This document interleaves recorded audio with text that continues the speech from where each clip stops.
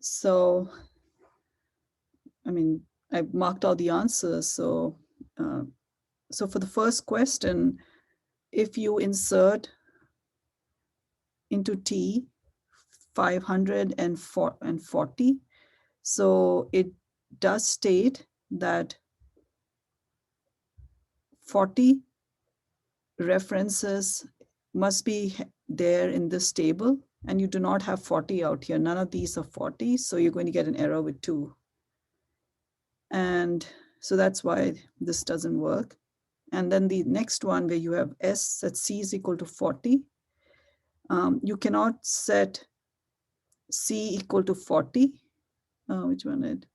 Where D is equal to 3 because,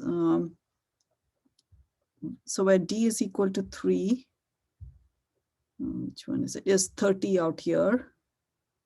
And, oh, I'm trying to see, did I make a mistake on this one? Update S, set C is equal to 40. Where D is equal to 3. Let me see, did I make a mistake on this one? So this is equal to 30 out here. Oh yeah, so yes, if you do change it to 40, that's right. Out here, T, out here, there is a 30 out here. So if you change this to 40, then this condition will not hold. So that's why you can't update S. It's a bit tricky actually. So that's why there's a mistake on these two, and the others are fine. You can insert, it's not going to create a problem, and you can delete from S because it says on delete cascade. So does anyone have any questions on the first problem? And the second one, it's kind of, I think the second one is very easy. This is the only one where B, when you insert into R, this value 7 and 8, this is the only one which will get rejected because B is greater than equal to sum of A is not true. All the others are, you know, they won't cause any issues. When you try to insert 7, 8, this is the only one that will create an issue. So there isn't really that. Oh, yeah, go ahead. Isn't the sum of A 6 though? Or do you count the new insert as Yes, well? that's what I said. You have to count the new is if for you have, Oh, yep. yeah, Okay. you have to read that part. Yes. And actually that's why one of the reasons I mentioned is that, you know, these will not execute in MySQL, but they're part of the SQL standard. MySQL, you know, it's very limited what it can do with terms of some of these. I mean, they don't allow constraint checks. So it's very difficult to come up with questions that work just in SQL, in MySQL. So I have to, when it comes to constraints and triggers, I have to give questions that will work in the SQL standard. So I read that question differently. Would cause the above insertion to be rejected. I understood that like the actual insert wouldn't work, which is the case for A. Oh, okay. So, yeah, but that's the thing, you know, you had to read the note and say when a, because that's without, yes, if you do not read the you know, this part, then your answer is correct. So you had to read that is invoked in an insert.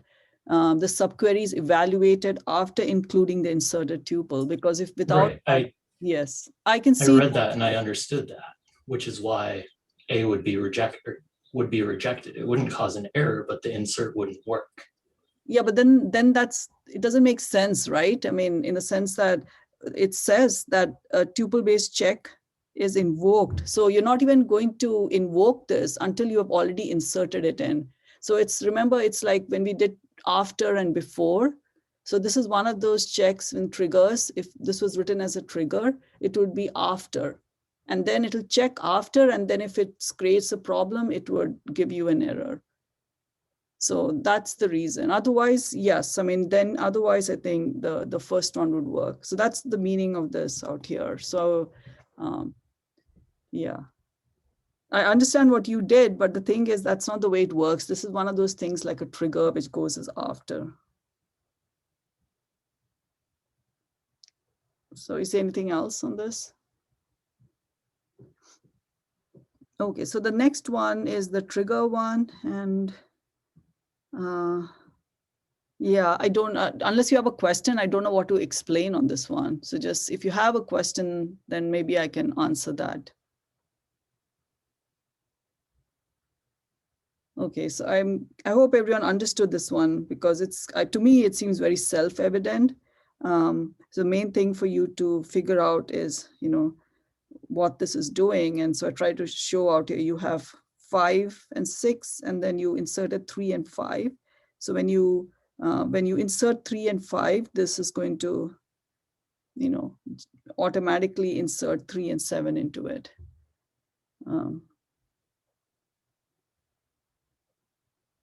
And then the next two are on indexes. So, which of the following indexes could not be useful in speeding up? So the best answer for this is a hash index on salary. And that's because hash indexes, you use it for equality. I mean, hashes, and that's the thing I said, even if you don't know anything much about B trees, hashes. I mean, hashes in 515, you do that, that you use hashes, you're always checking it's an equality condition. So that is the reason. So the best answer for this one is hash index on salary. That will not be useful. And the next one, which of the following two indexes would be most useful? So the most useful among all 4 of these is the last one, because they are used for 2 join conditions. It's used for this one, and it's useful for this one. So the last index is the one that is the most useful. And you can actually, when you look at the options, you can remember I mentioned that dependent.sex, not a great thing to use for an index. So, you can automatically have cut these 2 out. And then you look at this one and say, this only helps in 1 join condition. So this is the most useful one. So this was by a process of elimination. So does anyone have any questions? So because see, this is one of those topics, the topics on this quiz are things that I have not given any assignment on, because I said it's really, it's not assignment worthy. I mean, most of these topics are really more quiz or lab kind of questions. So I can't even really think of any assignments to give on this one. So, so the questions on the final on indexes and constraints and triggers will be along this line. So I just want to make sure that you really understand it, because I think personally that these are not difficult questions, but they are a little tricky. You have to really look at them. They are tricky, but if you understand them, they're not really difficult questions. So, so make sure that you really go through this question, and when you study for triggers, constraints, and indexes, study along this line. And also, I think when I did the lecture in class on indexes, I gave a bunch of questions with indexes. So look at those questions too. So any questions in general? For the last question, aren't all indexes on the employee table not helpful?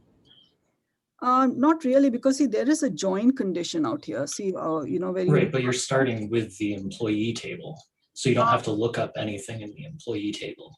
you don't necessarily have to learn. No, I told you when you look at this, the better option is to start with the dependent table. Because not all employees, I mean, if this was going to get executed and you're going to join, that's the way you would start, because a dependent table, that pretty much every entry in the dependent table, you're going to have to look. So you will start from this table. And so therefore, the having that employee.social security number and index on that would be very useful, because not all employees have dependents, while every dependent is connected to an employee. So that's so anything that will help, would be great. So that's why. So this one was really by process of elimination more than anything else. Because this one is the one that really helps in terms of 2 joins. So that's what you should do, when you have questions, especially when I ask things like would be most useful and the least useful. That means that there could be other answers that are partially correct. So you really have to look at all the options and then pick up the best option. Yeah, I mean, that's a tricky part when you have least and most useful. When you otherwise you ask what's the correct option, then you know that 3 of them are wrong and the fourth one will be correct. But when it comes to questions like this, you really will have to look and try to eliminate each one, say, why is this one the most useful? So anything else? Okay, so then let me continue with so we were talking about that's right, we were talking about the acid properties, and we went through the A, C, and the D part. So atomic, it's all or nothing. That's really important when it comes to transactions. A transaction is one or more queries. That's it. And with the end of the queries, you either commit or you roll back. So it's an all or a nothing thing. The durability means that once a commit has happened, you are guaranteed that that transaction has been completed. All of it has got done. So that's the meaning of durability. Consistency means that in a database, whenever everything's happening, all the constraints and triggers that are that are implemented in the database will all get executed too. You don't have to worry about that part. So we were doing isolation, and isolation really means that, in reality, the database, there are concurrent transactions happening all the time. So that's the reality. So, but what isolation states is that even though there are concurrencies there, it'll look as though everything is happening in some kind of serial order. And we did this, we were doing this example in class last time, where we have these three we have these three transactions. We have transaction T1 being run by user 1, and we have transactions TA and TB in order being run by user 2. And in reality, because how can you control how things are happening when other user, if you and I are working on the same database, I mean, it's, unless we have a pact ahead of time and we say, okay, I'm going to do my transaction first and then you do a transaction, unless we have some kind of pact where I finish my transaction and I call you and say, okay, I'm done, you start off. Um, Other than that, there's no way of guaranteeing, that we both are doing it in serial order. So what the database is saying is that they can guarantee that the output looks serial, that it'll look, and the serial were all these three. So the actual execution may have parallelism, but the output is equivalent to some kind of serial order. So that's isolation.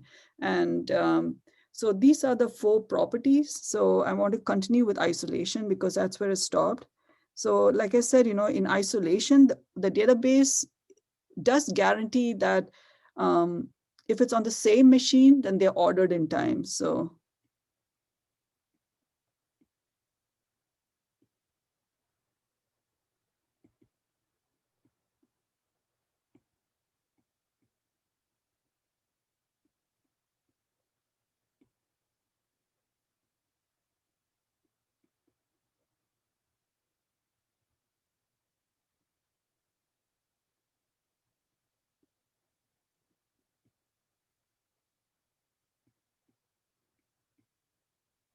like we had that example of TA and TB, where user does TA followed by TB.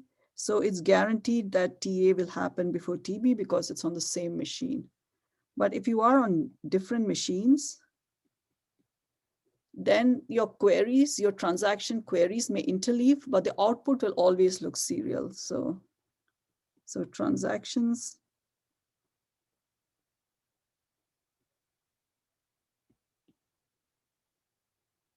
on different machines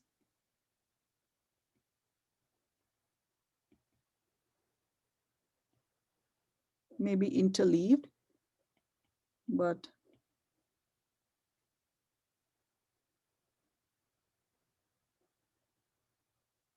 the output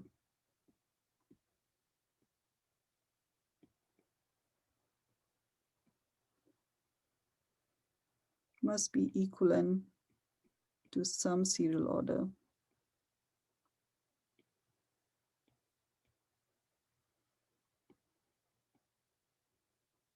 of all transactions. So you can't, on if you're different machines, they could be interleaved. So let's look at an example, another example, because I did do some on the last class. So for example, if you have user 1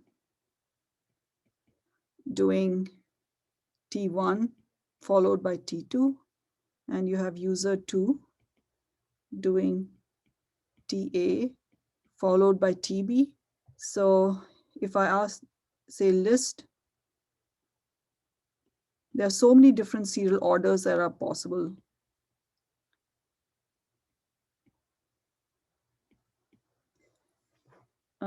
So there are, so if I ask you to list all the possible, you can see that you could either start with T1 or you could start with TA. You can never do T2 or TB because they follow. Remember that if they are on the same machine, you're guaranteed they always are ordered by time. So you can have either TA or TB, or TA or T1 you're going to start with. So if you start with T1, the next transaction could be T2.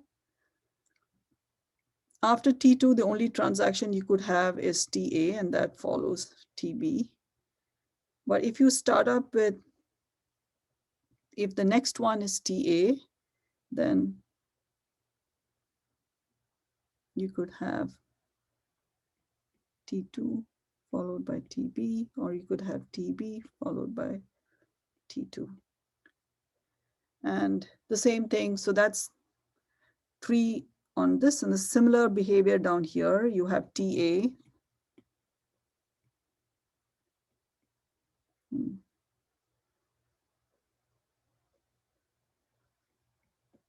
T1, TB, and then out here you have, could either go to TB.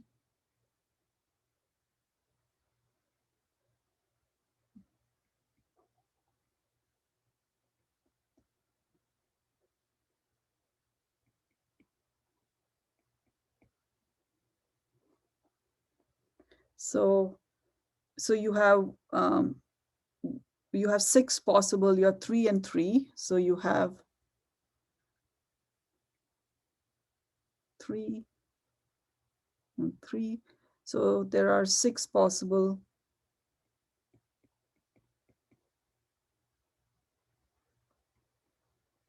serial orders. So that's what isolation means, is that, they could interleave in many different ways, but all the output is always going to look serial. And like I mentioned, if you wanted to ensure that TA started after T1, you cannot, the database can never do that. So let's say you have user 1 is out here. You have user 2. And you want to ensure that T1 happens before, first T1 must happen and only then TA must happen. Then the only way of doing that is to send, tell user to, like I said, call up user 2 and say, okay, I'm done with T1, now you can do TA. So that's the only way if you want TA to execute after T1, and they're on different computers.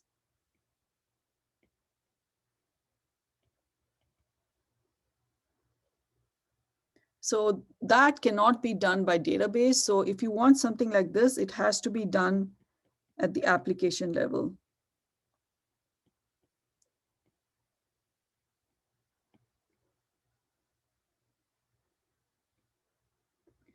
This cannot be done by the databases.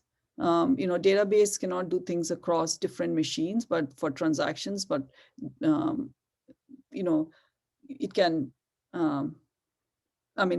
those kind of stuff, if you have an application where, for example, only after updating salaries must you perform statistics, and maybe updating salaries happens on one different data center and generating all the statistics happens on a different one, then you have to send some kind of message from one to another after you finish updating salaries. This cannot be done at the database level. So So any questions? So I'm going to ask, I just want you to try, it's just a really simple question on isolation. Suppose you have this table R, and R has the following entries. It has got one, I'm going to do something really simple. So it only has one attribute A, and it's got these values 2 and 3. So it has 2 rows and one attribute A. Okay, and then there are 2 queries. There's T1 done by one user. So T1 is A is equal to A plus 1. And T2, so this is done by user 1, let's say, and this is done by user 2. T2, so then 2 different machines. So you have T2 is A is equal to A multiplied by 2. Okay, so which of the following outputs do not violate isolation? So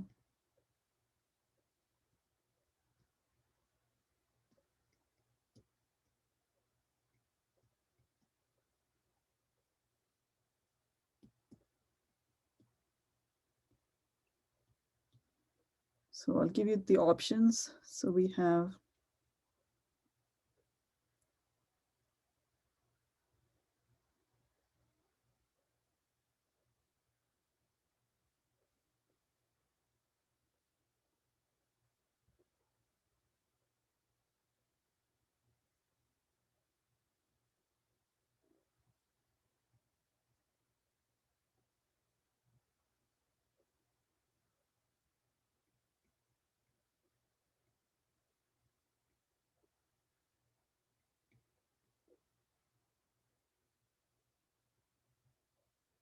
okay, so I want you to look at this and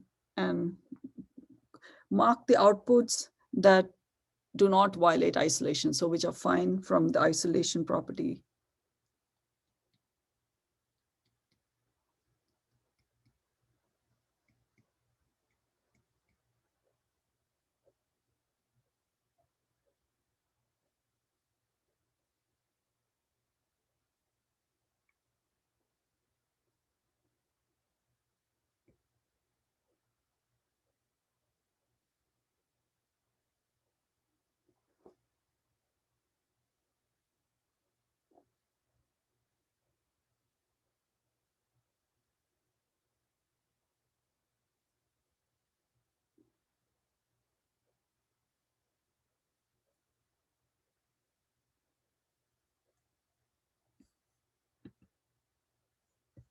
Okay.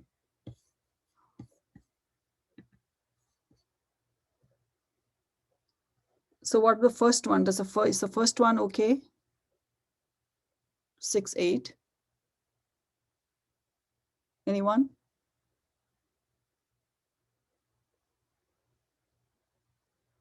Does number 1 violate isolation?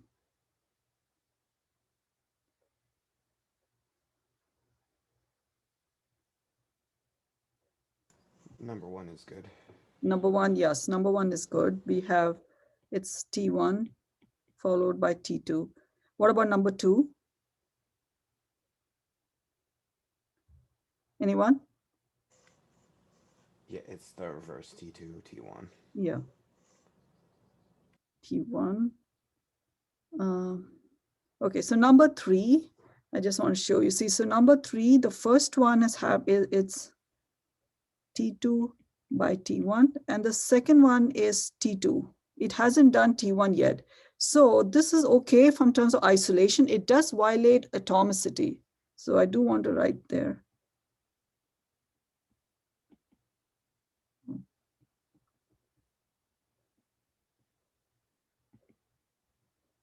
So this was a bit tricky. But if the question is only asking about isolation, it is not violating isolation. I do want to say that in MySQL, you can never see a table because MySQL is atomic. You can never see a table half updated and the other half not updated. Because in MySQL, it just never shows that. It's always like atomic. But if all I'm asking a question is about isolation, this is possible, but there are other databases that, may not be atomic. And anyway, the question's only asking about isolation. So number 3 is fine from an isolation viewpoint, not fine from atomicity. Okay, number 4 is, is not okay.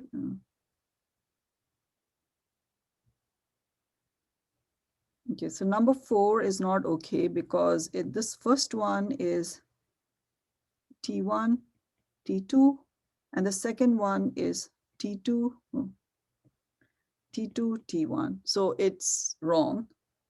And then the last one is okay because what it is showing is just T2. So it isn't showing T1 has not yet started. So that's all it's showing. So it's not violating anything at this point. So the only one that is violating is number 4. The others are all okay. So, the T1 has not yet executed on the last one. So any questions? I hope you understood the isolation, the concept of isolation.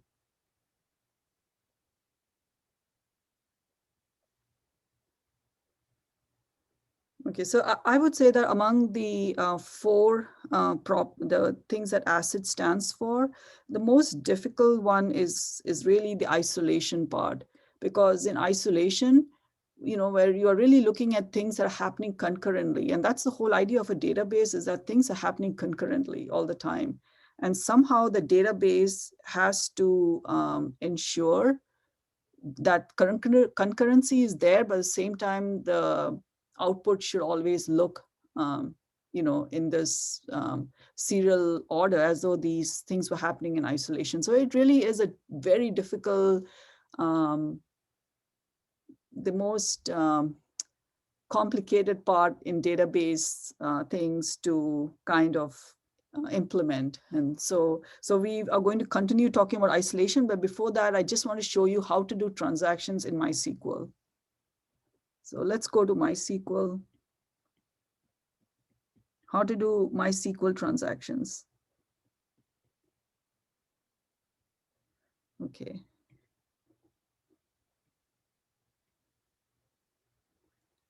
So, the thing in MySQL is that the reason you haven't really been doing, you're doing queries, is that transactions automatically, when you type a query, it is considered to be a transaction. And when you finish the query, it's like you've done a commit on everything. So every query is a transaction. So if you ran 3 queries, say Q1, Q2, and Q3 in your MySQL, it's like you ran 3 transactions, T1, T2, and T3 in order. That's what it really means. So, so in MySQL, transactions begin automatically. No.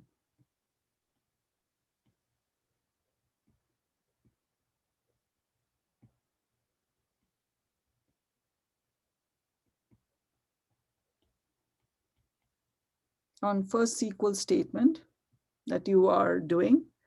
And by default, every query is a separate transaction.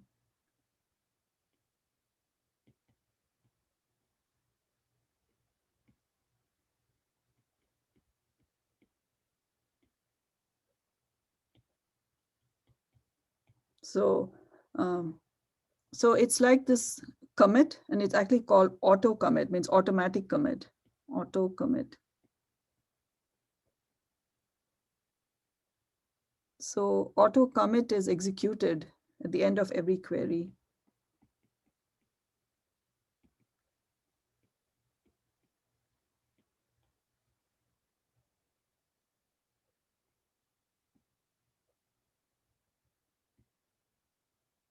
So which means that, when you do an auto commit, that means that whatever thing you've done, it's written safely to disk. So there's a log, if nothing else, you don't have to worry, even if it crashes, there's a log file.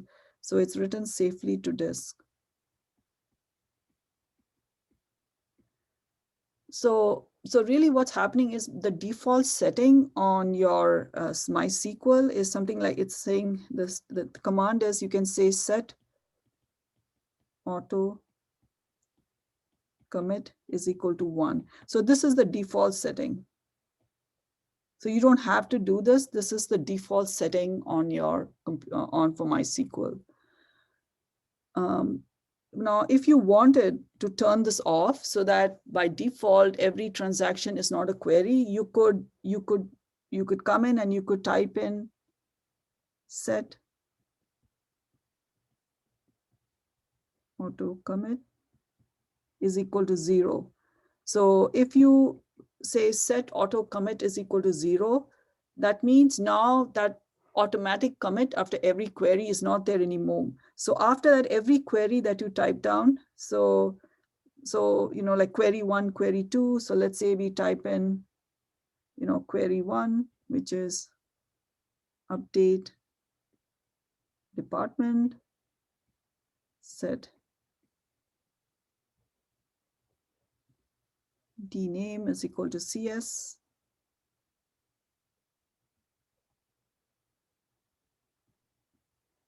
Where dname is equal to EE. So let's say you wrote this query. So that means this query, it happens, but it hasn't been committed yet. And then you do another query, let's say Q2, and you say select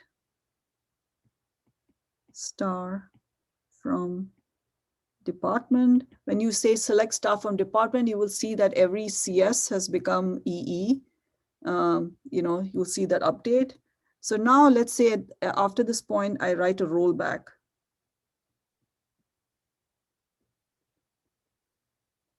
So rollback means neither Q1 or Q2 has done. It kind of will do the rollback. So now when so here where it would have shown me the update. So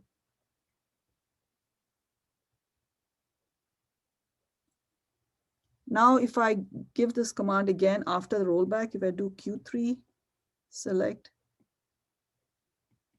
star from department, it will show me the original. It'll just roll back to the original. So shows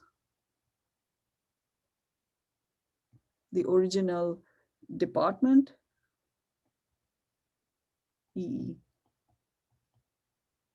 So what's happening is that this is like transaction 1 and this is transaction 2. And what happened with transaction 1 is that you didn't commit, you roll back. So so you can see that once you set auto commit to 0, every query by itself is not a transaction. So instead of rollback, if you wanted to commit, you could have also ended it as a commit.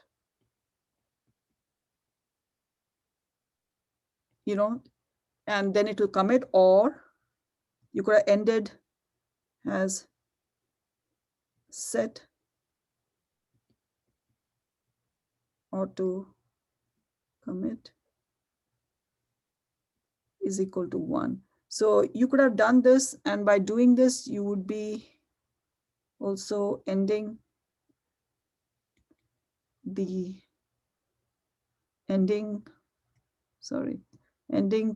transaction T1 with a commit. Okay, so if you wanted to end this transaction T1 with a commit instead of a rollback, you could have either just typed commit, or you could have said set auto commit is equal to 1, at which point it would have committed. So so in SQL you could do this. So this is instead of the default, you could have just said auto commit is equal to 0. And another way of doing transactions, if you wanted in a query, is to use the start transaction. You could say start transaction. If you do start transaction, then everything after that would all be queries. So you could have Q1, Q2, and so on to Qn. You can put down queries. And at the end, you could either commit or roll back.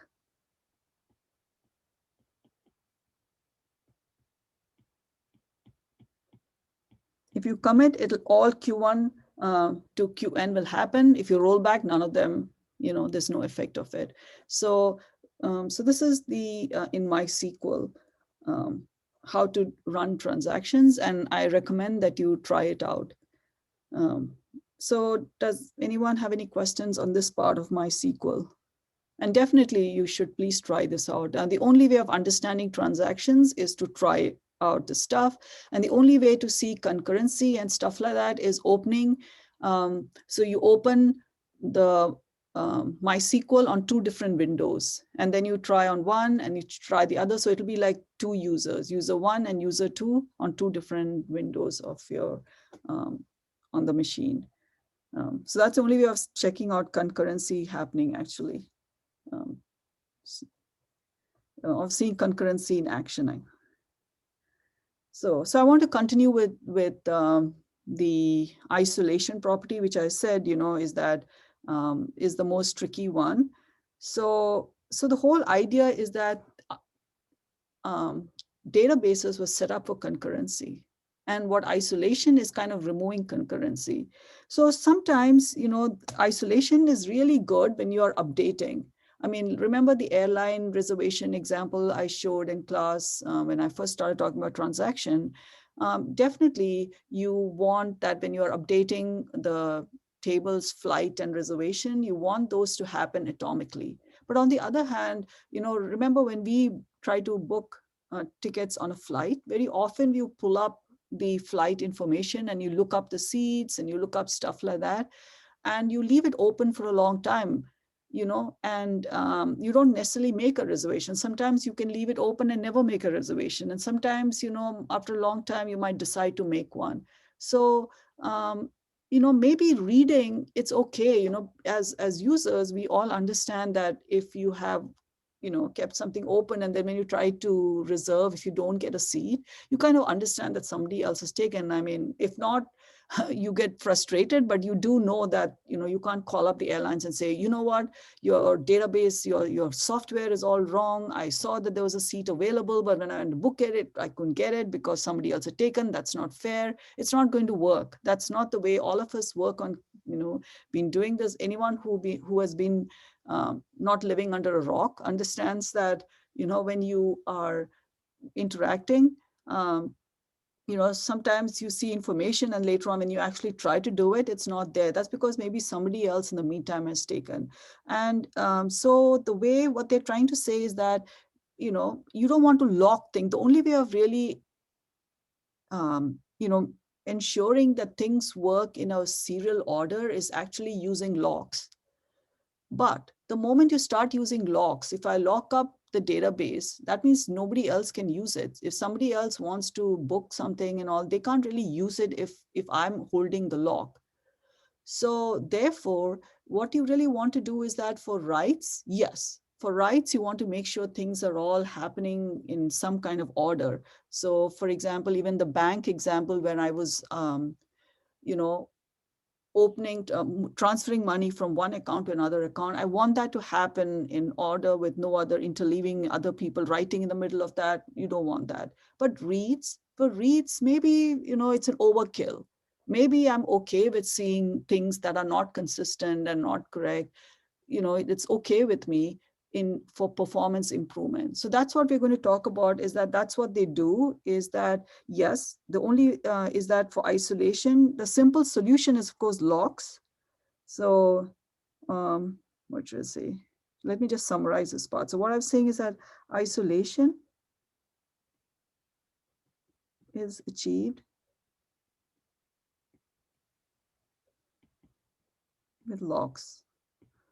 Okay, so locks are great, but but the moment you have locks, so locks implies serializability, but it also implies that performance is down because there's less concurrency, right? Serializability, which means less concurrency. And if there's less concurrency, that means your performance is down, because if you are holding locks, other people can't get in system. Concurrency means, everything is, so many things can happen in parallel, which makes things concurrent. So the whole idea is that allow concurrency for reads if possible. So data, when I say we want to, I should say that, and allow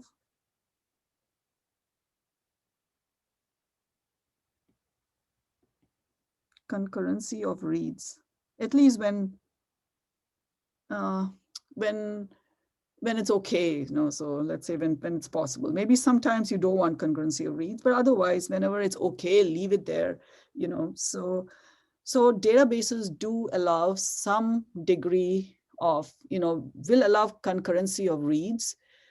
So which means that the moment you allow concurrency of reads, so that's like saying that, maybe you don't always see the latest thing. So maybe I open the database and I see that a seat is available. And in the meantime, somebody else might go in and book the ticket, and that's possible. So, but at least it doesn't really hurt the database. Yes, as a user, when I see I don't get the latest information maybe, or I get things that were not there, but the database itself is fine, because for writes, we're not doing that. So there is something called isolation levels, and this is only for reads. So I do want you to understand. So this is not for writes. For writes, databases are very strict. So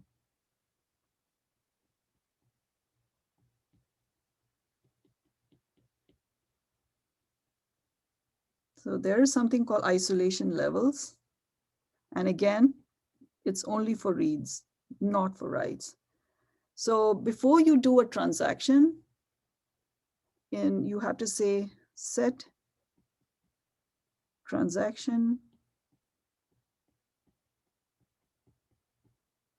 isolation level.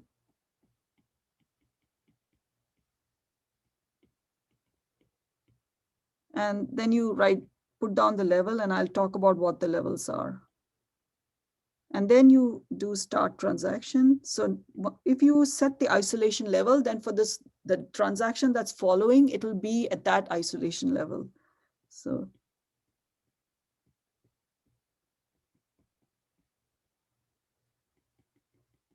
and then till you finish this transaction, commit or roll back. So until this transaction is completed, its level will be that level. So what are the different levels that are possible? So let's look at the levels.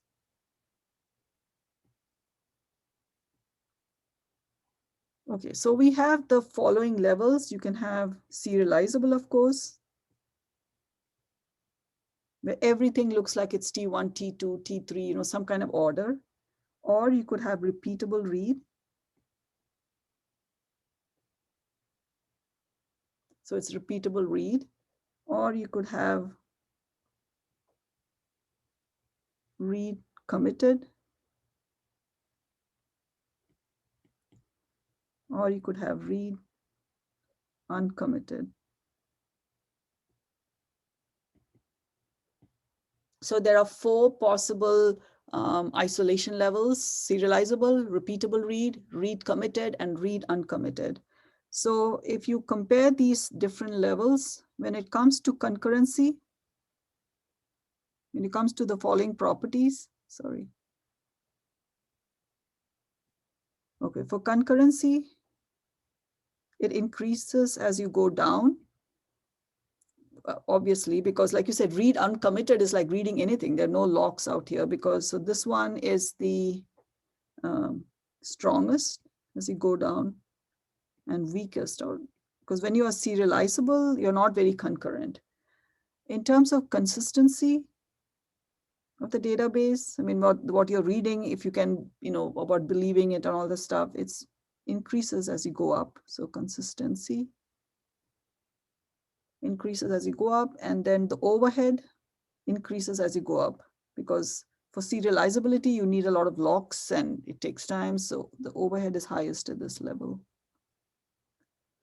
So I'm going to go through all of these levels. So I just want to, and I do want to say for MySQL, this is the default is repeatable read, by the way. Default is not serializable. Serializable will really bring your performance down. So for reads, MySQL, it's default. If you, it's saying set transaction isolation level repeatable read, that is default. So unless you go and change it explicitly, this is always the one that's done by default. Okay, so these isolation levels, again, I want to write for reads, not writes.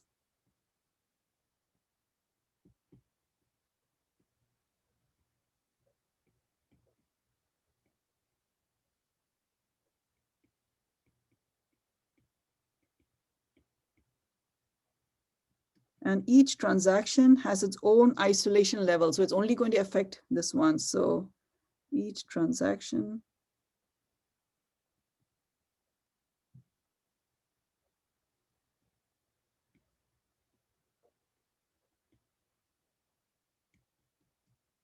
so a user's transaction level really affects the user itself. So, and then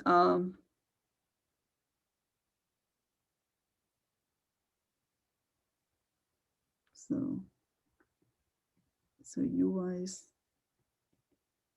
isolation.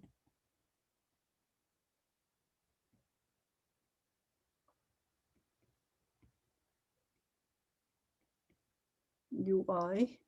And I was going to say that a bit of a caveat out there when I say UI's isolation, because the thing is serializable.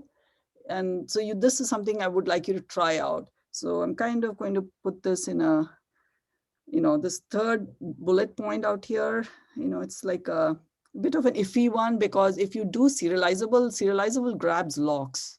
So let's say I have said that my transaction has to run in a serializable mode and I'm kind of grab locks. So if you try something, sometimes you will hang, you should check it out. So try it out yourself and see what happens. And then I do want to say that isolation levels, again, I want to reiterate that it controls the possible sequence of outcomes. Okay, it's really about the output, not the possible sequence of executions. So again, this part may not, we'll do a few examples and hopefully you'll get some, but I do want you to try it out also. So isolation controls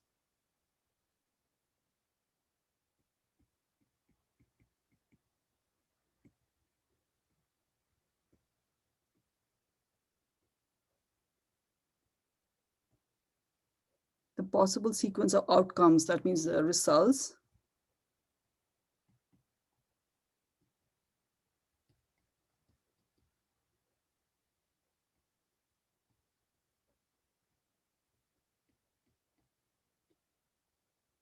Okay, and it'll become clearer after I start giving you a few examples. So let me see. Yeah, so does anyone have, do you have an idea right now what I'm talking about? Because right now, yes, you do not understand these isolation levels too well because I haven't started explaining them, but do you get the general idea, the gist of what I've been doing? If you have any questions, please ask. Just what's the third one again? Yeah, so what I said is that, if you set an suppose you are both of us are running on the same database, and you set your isolation level to be, say, read uncommitted. So that only affects you.